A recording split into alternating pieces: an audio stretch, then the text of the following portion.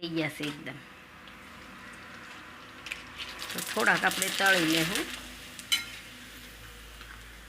જો આપણે એટલા તળ્યા છે, મસ્ત તળાઈ ગયા. હાલો મિત્ર, જય માતાજી. હું દિયાબેન પરમાર, અમરેલીથી. મારી ચેનલનું નામ દિયાબેન ડીનું રસોડું. તો આજે આપણે વરાળિયા પાપડ બનાવશું. તો વરાળિયા પાપડ બનાવવા માટે આપણે આ મેંદાનો લોટ લીધો છે અને આ ખાર પાપડ આવે આ રીતે.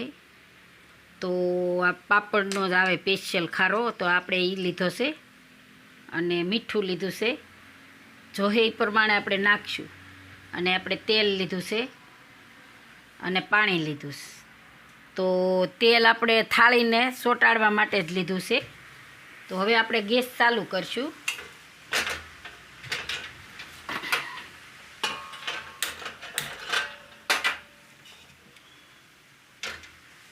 આપણે ઢાંકીને રાખી દઈએ એટલે પાણી ગરમ થાય તો આપણે બેટર બનાવી લઈએ.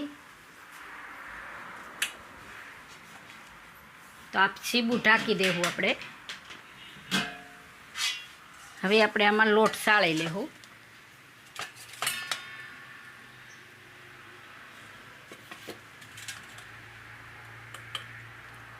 તો આ લોટને આપણે સાળી લેવું.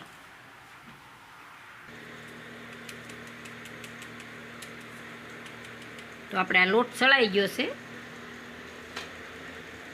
હવે આપણે આમાં મીઠું નાખશું. એક બાજુ નાખીએ એટલે ઓગળી જાય. અને આ પાપડ ખાર છે એ આપણે નાખશું. એટલો બધો નહીં જોઈએ, પણ આમ ભાંગીએ એટલે આમાં ખરે ને થોડોક.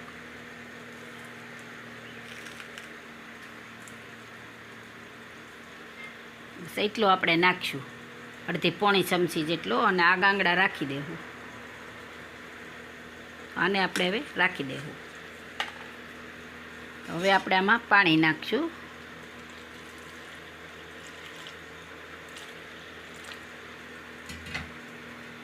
તો આપણે આને ધીરે ધીરે બેટર બનાવવાનું છે. તે બહુ ઢીલુંય નહીં, બહુ કઠણાય નહીં.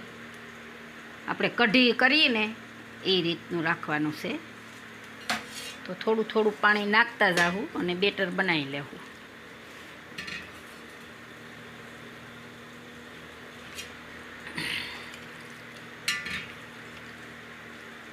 તો આ રીતે બેટર આપણે બનાવી લેવું. તો આપણે એકદમ સરસ બેટર થઈ ગયું છે આપણું. જો આવું જ રાખવાનું આપણે. અને અહીંયા પાણી આપણે ગરમ થઈ ગયું છે. પાણી ઉકળી ગયું છે. અંદર લીંબુ નાખ્યું છે કે આપણે ઓલું કાળું થાય નહીં. તો આપણે આ એક સ્ટેન્ડ રાખશું અને એની અંદર આ રાખશું. અને આમાં આપણે તેલ થોડુંક સોંપડીશું આ રીતે.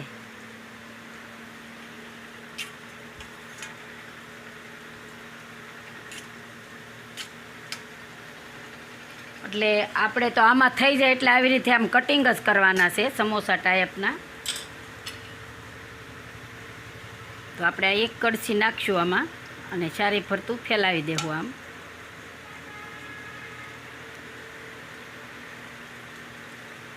આ રીતે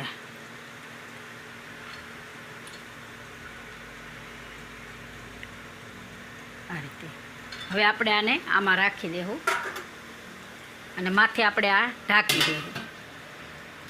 એ થાય તો આપણે બીજી થાળીને કરી લેવું.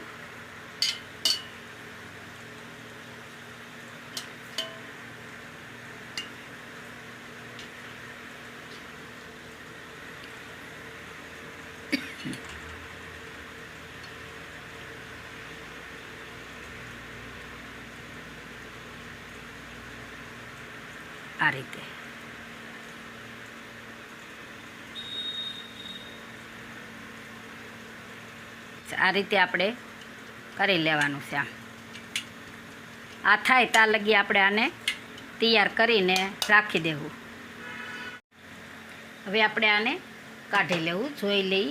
જો આ થઈ ગયું છે આપણે. તો એને આપણે હાથે હું આમ કાઢી લેવું અને કાઢી લેવું ને આમાં મેલી દેવું. તો આવી રીતથી ડબલ થાળી રાખવાની આપણે.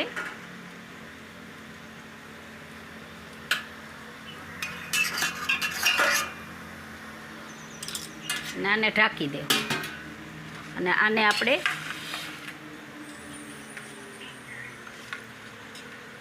આ રીતે એમ કરી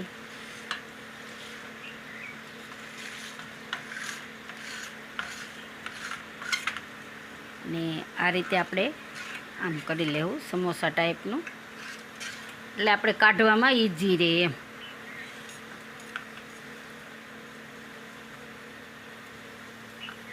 થોડું ઠરે ને એટલે આગળ નીકળી જાય હબ.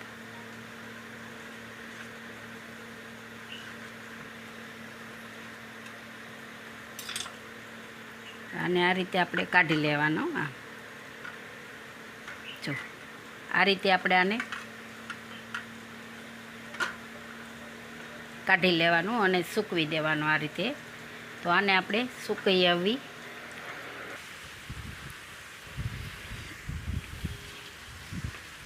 તો આપણે આમાં આ રીતે આમ સૂકવી દેવાના. પવન બહુ જ છે. જો આ રીતે આપણે બધાય કાઢી અને સૂકવી લેવું અને બનાવી લેવું.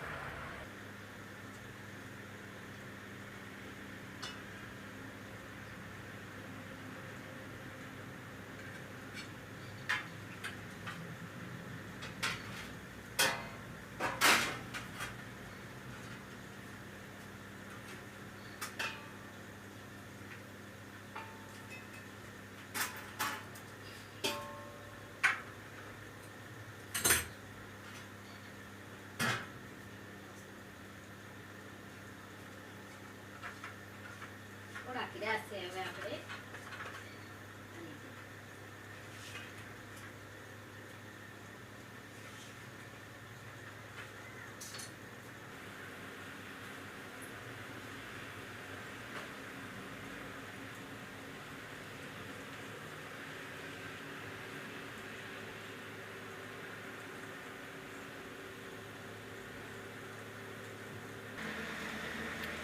આપણે આ છેલ્લું રહ્યું છે. હવે બધાય બની ગયા છે.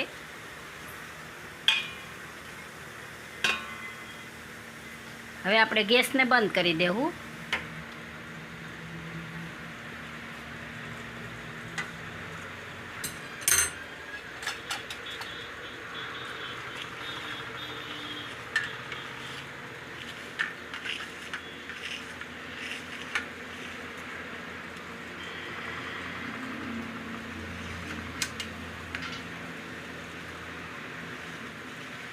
હવે આપણે આને કાઢી લેવું.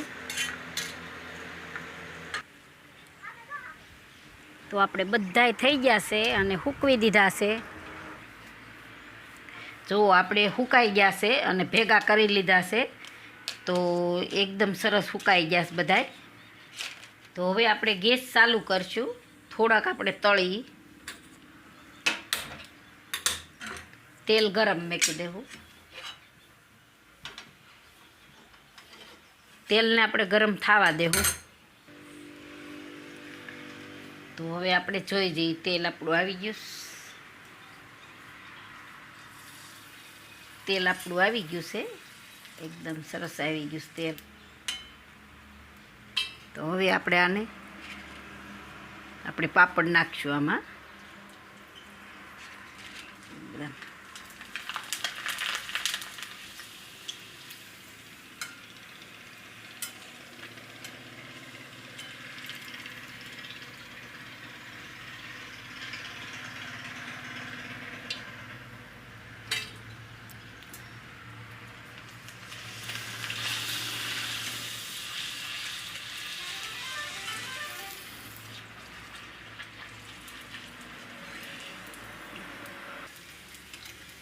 જો આ રીતે આપણે પાપડ બની ગયા છે.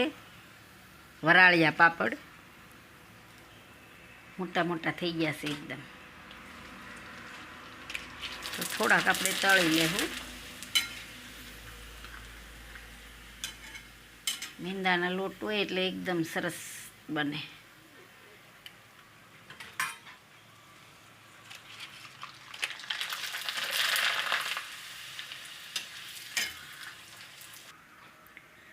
તો હવે આપણે ગેસ બંધ કરી દેવું.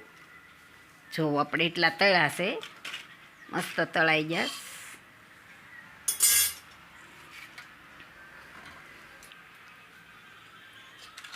જો એકદમ મસ્ત બની ગયા છે આપણા પાપડ.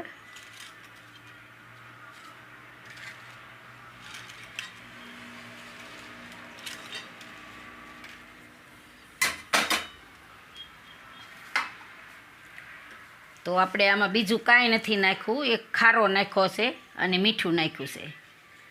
તો આ રીતે આપણે બનાવ્યા પાપડ. તો જો મારી રેસીપી પસંદ આવે તો લાઈક કરજો, શેર કરજો અને સબસ્ક્રાઈબ કરજો. બેલ આઇકન જરૂર દબાવજો. કોમેન્ટ કરીને કહેજો કે તમને કેવા લાગ્યા મેંદાના લોટના પાપડ.